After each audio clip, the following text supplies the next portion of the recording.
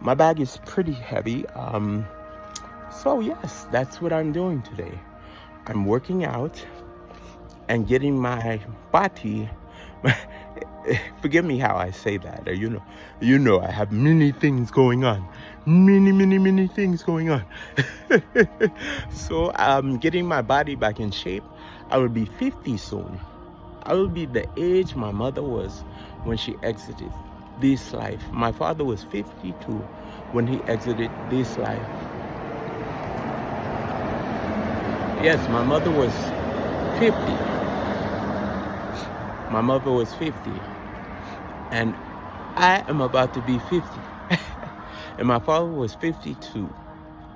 So I'm just getting myself together and making sure that everything is in place, even though my father is the ultimate healer. He told me, cite the Bible. I said, Pa, I can't even walk with the kids. I feel like an old man. I can't even walk with the kids, Padre. I said, Abba, I can't even walk with the kids. And I would get so tired on that cul-de-sac block walking with my kids. I would have to carry both of them, and I would be so tired. It was very stressful on me. And Jonah and Summer, they don't want to hear that. They will sit there, and you will keep walking and thinking. You know, sometimes you have a not a goat, but you have what can you? A dog. You know how you train a dog, and you tell a dog, come on, Fido, get on, Fido, come on, follow me. Kids are not particularly that way. Even though they listen to you and they obey commands, like your officer, and you tell them, listen, get up, come on, let's go. No, Jonah and Summer is not that way. If you leave them there, they're going to sit there on the bench, or they're going to sit there and wait till you go put down the bicycle or the scooter or whatever, and then you come back and get me. But I cannot risk leaving my kids down the block by themselves.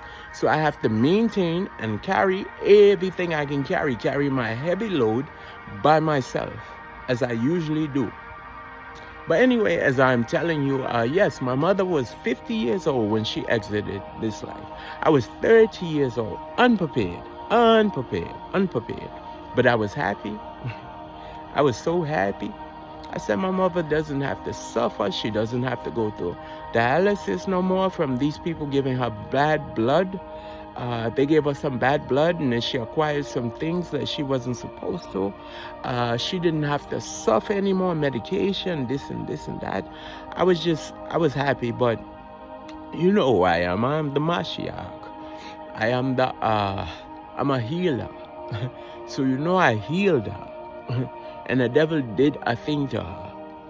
And then after that, 2 years later, with my padre, my other, I won't call him Abba, because my Abba will be upset with me, my Emmanuel. And my padre, my father, 2 years later, I had to put down my father. Not put him down, but I have to make both of the decisions for both of them to basically take them off of support. So it was very, my mother was easy. You know, minister, evangelist, fields, prophetess. I'm in front of her preaching up a storm. My God. I'm preaching up a storm. My Abba is there. He said, be careful what you say about her and what you are saying in front of her, because you know you're going to complete what you have started. I said, yes, sir. People started clapping for me once I said a particular thing. And he said, remember what you said in front of your mom and honor your mom. So on today and the rest of my life, I honor my mom. And then for the second part, 2 years later, let me tell you, my pa,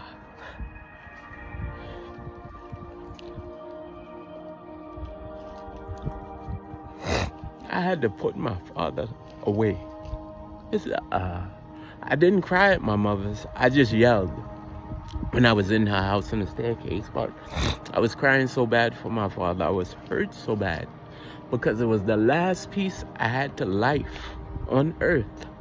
The last thing I had to life on earth. And I understood that I would have no mother and no father. So this is what the devil has sort of taken from me in the physical. And me and him have been warring since The beginning of time, we've been warring, warring. But it's not a war that he can really win. If you want to be technical, he can never win because I know the word and I know who I am. So he didn't win the battle. He won it as physical right now. But there's a surprise to it.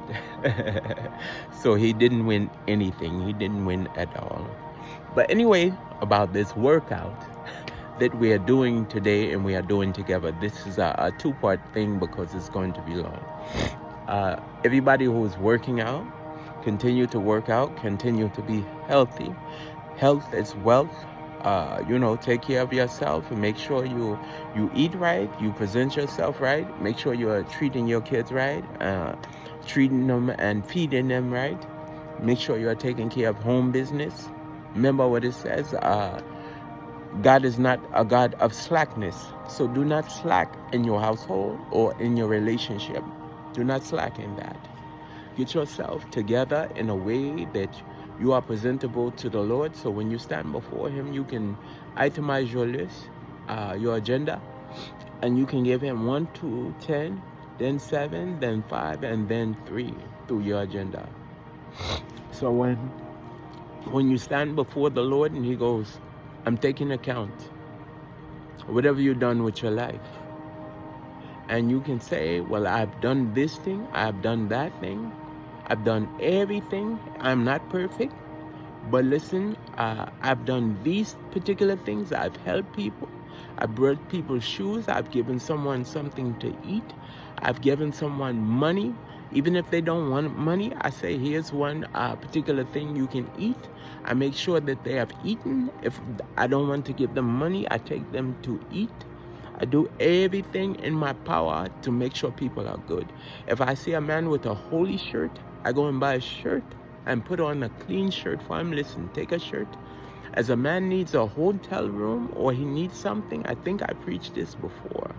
Like Mr. Biles has done for me and put me in a hotel room and said, look, take a shower. Even though I'm fresh and I'm clean, I have my wipes and my water and this and that. I can do whatever, wherever. But some people will put you up. God will use people. They will use people. They will bring people to you to help you. Do not sometimes turn down their help. You heard that said, turn up first. You know what turn up is? When they come and ask you a question and you turn up and go, look, leave me alone. I don't need you. I don't want your things. I'm okay. Do not turn up on them. Turn yourself down like a comforter. Turn yourself down. And let people help you if they want to help you. He's been doing a particular thing with me, breaking me down to minimal pieces. Breaking me down to minimal pieces. He has me doing things that I would never do naturally. And I know what the word says. I know what the word says. And he tells me, what if the world depends on you asking this particular question? And you do not want to ask it? I'm not asking you for me. I'm asking you for them. It says so. God loved the world. Cite the Bible. God loved the world. He gave his one begotten son. So you love them? Do you love them? Show me that you love them and do what I am asking you to do. I'm not commanding you. You don't have to. I know your pride. I know your pride. And you don't like to ask anybody for anything. You've been working since you was a small boy. You do not like asking any man or woman for anything like your mother and your father. You will get your own on your own way and do it your way or no way. But I am your father, Emmanuel. And I'm telling you, show them this. Show them this something. Do this something. Usually I go command. I shake the earth. Command. Get up and do it now. And you have to go. But you love them. You shed tears for them. They are my creation, but they are your creation too. The Father, Son, and the Holy Ghost, the Trinity. If you love them, show them that you love them. Show them you will do things that you do not normally do. You are not operating outside of the word, but you are showing them that you love them that much. Show them, my son. So he has me doing things that I do not normally do. And I tell you, I sit there and I sit there and I listen and I listen and I listen. And he says key words. He said, do you love them? And I didn't respond. I said, yes, but I didn't respond. I responded by doing what I had to do and asking for that particular thing that I wouldn't normally ask for under any circumstances. I do not take handouts. I don't have to take handouts. I'm the King of Kings. And if you don't know, I'm a worker, not a walker. I am not a walker. I am a worker. I can work for anything I want and I can get a job. I have 3 different types of resumes. I have a regular working resume as a supervisor of many different places. I have an entertainment resume that is outstanding and extraordinary. And then I have a minister, which I should have started out first with, a minister's resume that is outstanding. So God has provided me with 3 different ways to make an income and a living in my life. I do not have to ask a soul for anything. Doors will open up when I walk in. People will say, I will help you because of who you are. I don't have to move a mountain. Even though, cite the Bible, if I say to that mountain, be moved, that mountain is supposed to move. This is not figuratively. I can't say it. Figurative. You know what I'm saying? It is not figurative. It is not figurative. It is physical. If I say to a mountain, move, that mountain must get up and move. That is my faith and my belief. If I do a thing, that thing will happen. So when you see me out here and I'm doing particular things, or doing this and that, know that I'm being humble and meek. Cite the Bible. Cite the Bible. Be humble and be meek.